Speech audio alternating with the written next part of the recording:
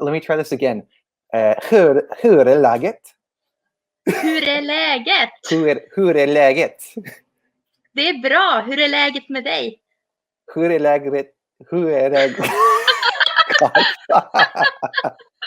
What's going on, Eurovoxxers? Well, we probably had one of the busiest Saturdays of the year because there were 6 national selections going on yesterday, and I'm playing catch-up as I have now seen Melodifestivalen semi-final 3. I'm joined by the lovely Emma from Sweden. How are you doing, Emma?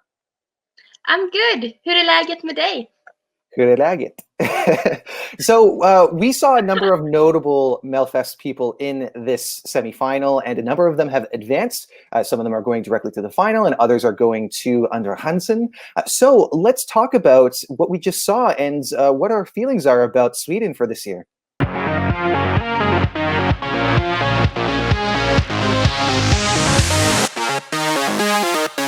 So before we get into the results, we should mention that this Melfest semifinal was affected by a substantial amount of controversy, and I believe that people were actually boycotting it as well. Can you tell me a little bit about that? Yes, the band Mustache is one of Sweden's biggest rock bands, actually very popular. The singer there, Ralph Gyllenhammar, he was 3 years ago convicted for sexual harassment, and later, what did you say? He did his crime? Yeah, he served his sentence, yeah. Yeah, but the problem was that 1 year after, the band printed merchandise that was like, what do you say? Can you explain it better, Stu? So there's basically the incident in question was how he had, while filming a commercial, put a beer bottle between a woman's breasts, and she, obviously that was unwelcome behavior, and as that was what led to that conviction. But then later on, they printed this exact thing on the t-shirts, and it's funny because he's quoted as not remembering the incident and said, that sounds like something I would have done when I was under the influence. But clearly it wasn't just like a passing thing if they printed it on the t-shirts. No, and that's a big problem, and this was kind of ignored actually. But this week, one of the biggest newspapers in Sweden made an interview with the band and asked him about this, and they apologized, but they couldn't give a good answer why they did it, these t-shirts. So yeah. And so I understand that there was a call to have them removed from Melfest for, having done this. That wasn't the case. They still performed. They aren't going to be advancing. They did get eliminated. And as I mentioned, some people were boycotting the show as a result of this. Yeah, lots of people were like, now we're muting when it's come to number 4, or we're just turning off the TV in 4 minutes during their performances. And actually I was afraid that lots of people were going to ignore this. Their behavior, and I was actually thinking that they were going to the second chance, but I think both their reputation but also their kind of weak performance, the lack of energy, and the song wasn't the best, so they got eliminated. Fair enough. And it seems like this was a bit of an oversight on, well, not even an oversight, because it sounds like this was being kind of covered up by the broadcaster potentially. Yeah, I think so. They were answering the critics, but they were kind of coward, according to me. Yeah, not necessarily the greatest moment for them. But I think we should move on from this to the people who have actually advanced, because we don't have to worry about this kind of image being associated with whoever would go to Eurovision and represent the country. So let's talk about the Schlager queen herself, Charlotte Perelli, which is how I say, and you say, how do you say her name?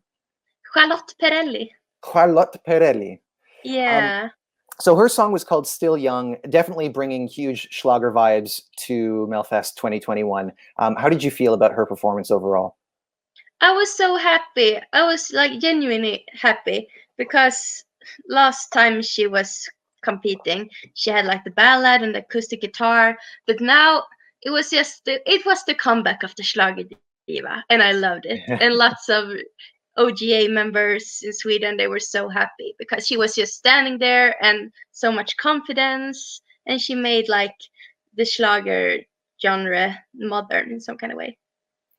Yeah, it's so interesting watching this as like coming from a culture that doesn't have Schlager whatsoever. Because I mean, looking at all 7 performances, it makes sense that this goes directly to the final. And having now seen Eurovision entries from like the 2000s and the early 2010s, I've now been exposed to a lot more Schlager than than before when I had no idea what it was. And I'm Yeah. trying to figure out like what is the North American equivalent to this kind of thing, and there really isn't. But I guess when I saw her, I was thinking about like going to see someone like Bette Midler, for example, who is a huge legend, and her performances are really really camp. She's super talented, but it like lots of gay men like her, which makes sense. Lots of gay men like Schlager, I think. Oh yeah. So I Oh, mean, I need to listen to her. Interesting. yeah. Mm. Oh well, she's not that I'm like a huge Bette Midler fan myself, but I'm aware of her, and those are the kind of vibes I get from this. And also, I have to say that had the last 2 weeks of Melfest not played out in the way that they did, I wouldn't have been so certain that this would qualify, or at least like to go directly to the final. I think like definitely Andra Hansen was at least like the baseline. But in that first semifinal, we saw the 2 Swedish songs advance. In the second semifinal, we saw Anton, bringing that kind of like more modern in a sense Melfest pop song led by with a light show and big dance moves. But nonetheless, I would say that you would also say that this really deserves to be in the final then.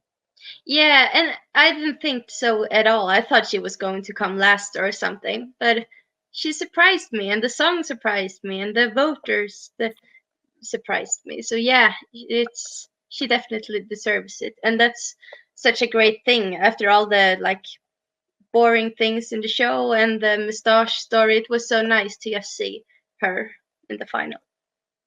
Well, she's not the only one out of the 7 songs that competed this year, the 7 acts as well.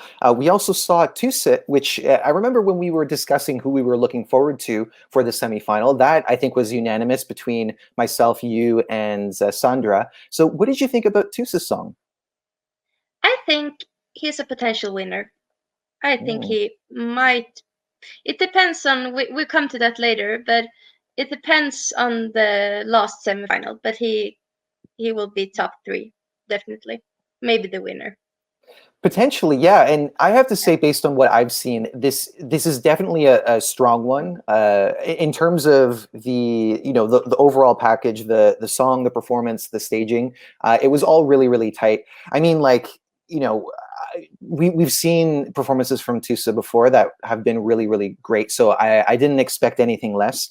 And yeah, like quite a visually captivating performance.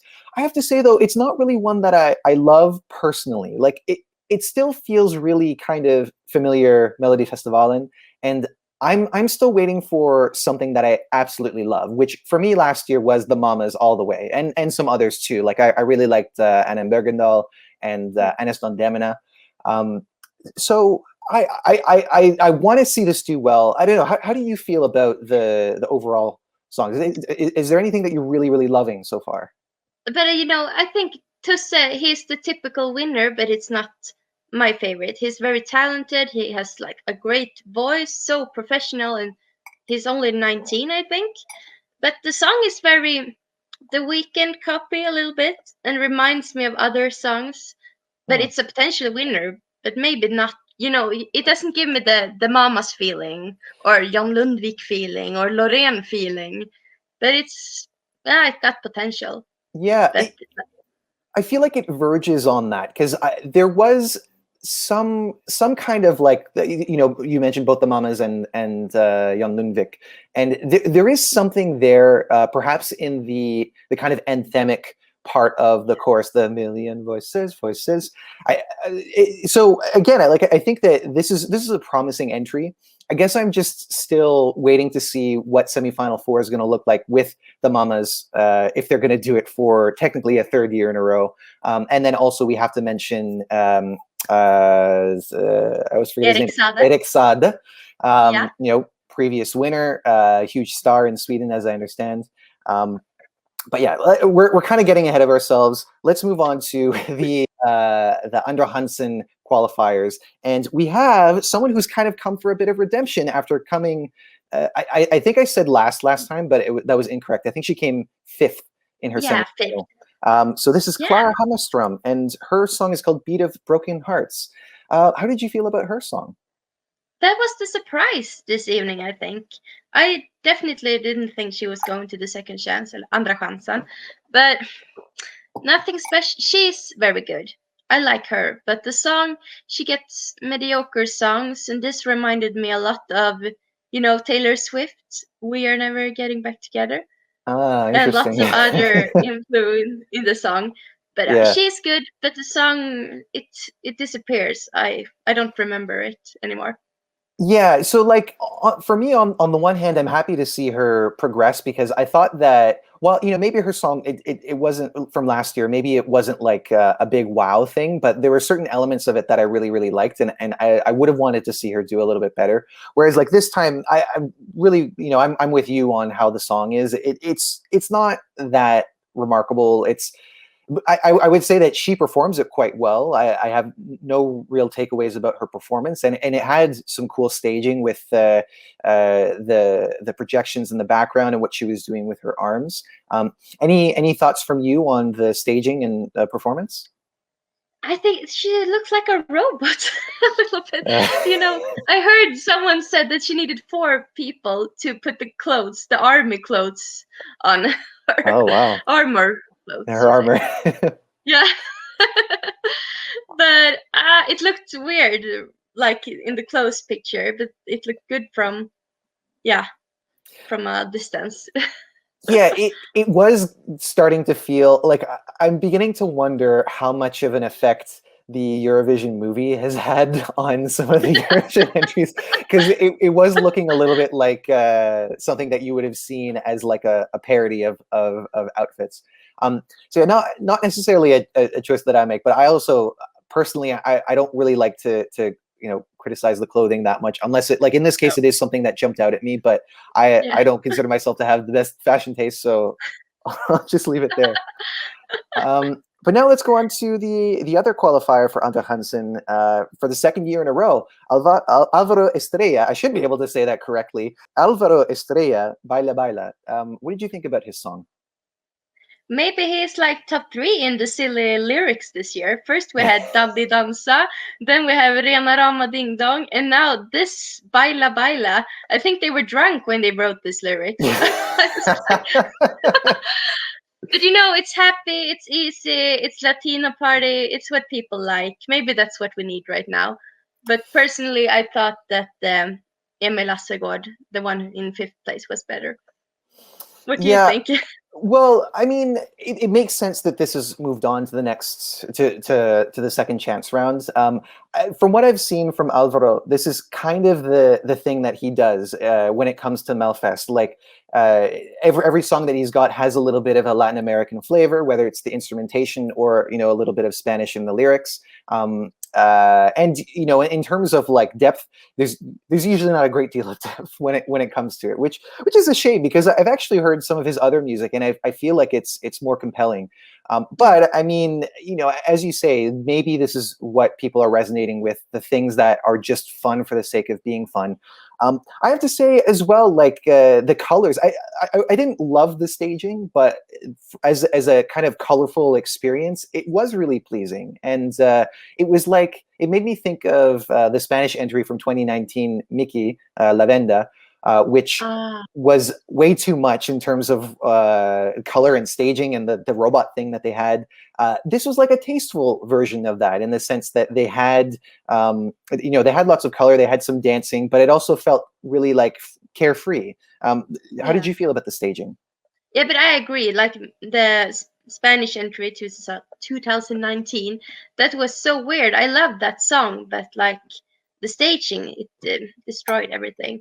But this, maybe something was missing. I don't know what, but it was easy. It was nice. They were dancing and they were happy. I think that was good enough, maybe. So you touched on Emil as well as one that you preferred more to Alvaro, for example. What did you like about that entry? His song was okay. He has made better songs before, but he's actually very popular, like in the broad audience, you could see, not in the big cities. So that's why lots of people don't know him, but he has millions of listenings on Spotify. But he made his song kind of Schlager include or Melodifestivalen include with typical songwriters as Jimmy Jansson, Anders Wrethov, for example. But he also was a part of writing the song himself, so he still got his touch of it. But you know, when artists they are trying to make their songs like adjusted for Melodifestivalen, and maybe they lose themselves a little bit, and that's a thing that happened here, maybe. But Yeah. definitely a good song.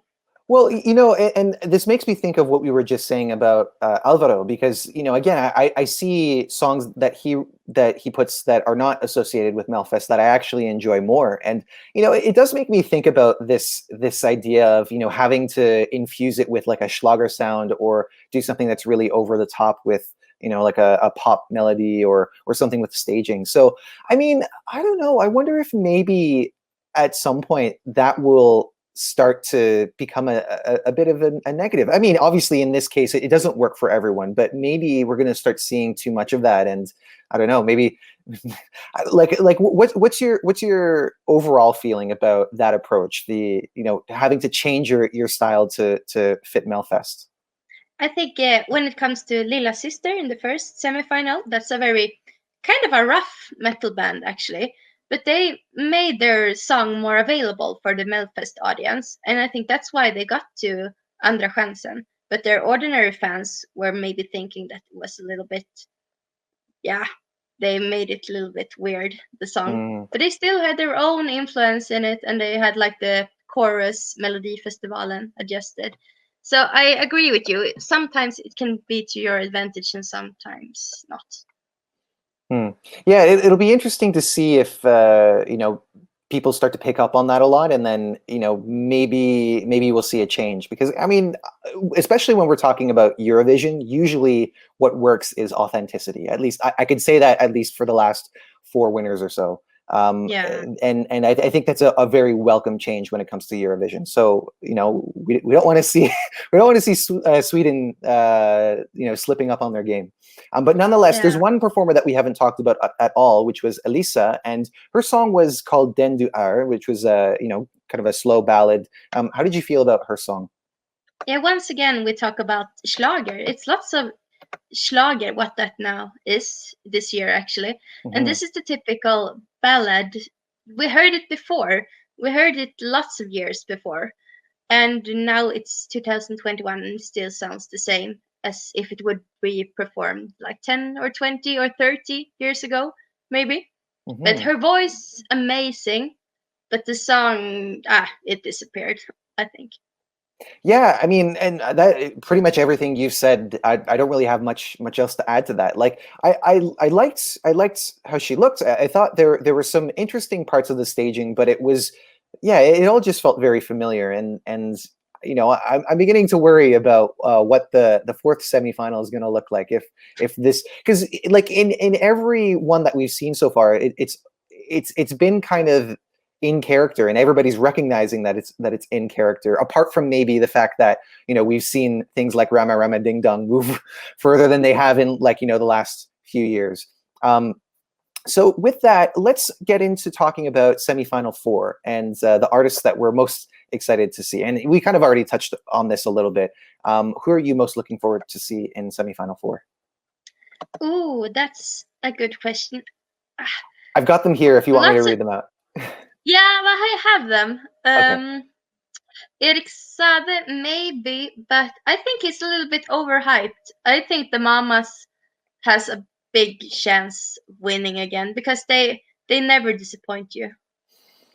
Yeah, I mean, if you can leave that kind of impression 2 years in a row, well, I mean, I suppose that could also be working against them if, let's say, that the song that they're bringing is not, if it hits in a different way. But especially considering what we've seen so far. If they're doing something in line with any of the other music that they've put out, then yeah, I would certainly count them in as potential winners. They're absolutely the one act that I'm most excited to see.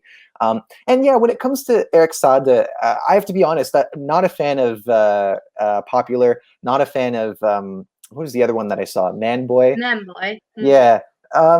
Just not my thing. And especially if he's going to be coming in doing something like what Anton did in semifinal 2, or even Danny from semifinal 1. Yeah, I don't know. I feel like people are kind of like it could be enough to go direct to the final, but I feel like people are kind of getting over it, don't you think? Yeah, I actually heard him in an interview. He was telling that this is something that you have never seen before. He was really talking about this song. There was something different, but it can be good different, or it can be too difficult for the audience to understand. I don't know. Mm-hmm. I have no expectations.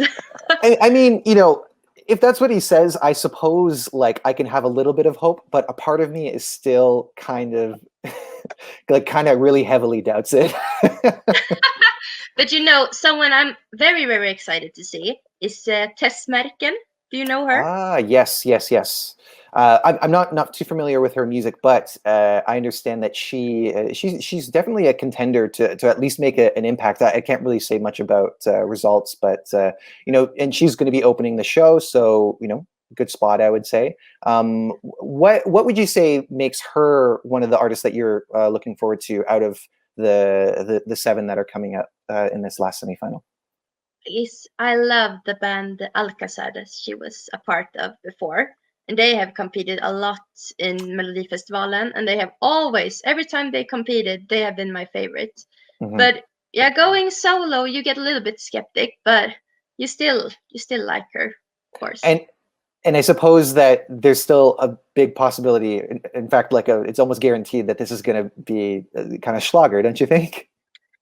I think more disco, actually. Disco pop, maybe. Okay. And very happy. We're gonna begin with a big party, I think. Okay, fair enough. But yeah, certainly one to watch out for.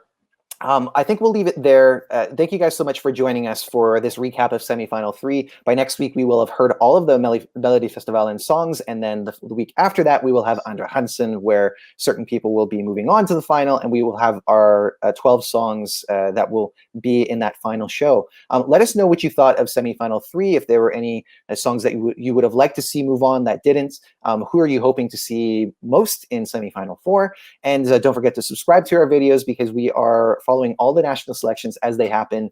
Our socials are at Eurovoxx, Facebook, Twitter, Instagram, and our website is eurovoxx.tv. We will see you guys on the next video. Take care.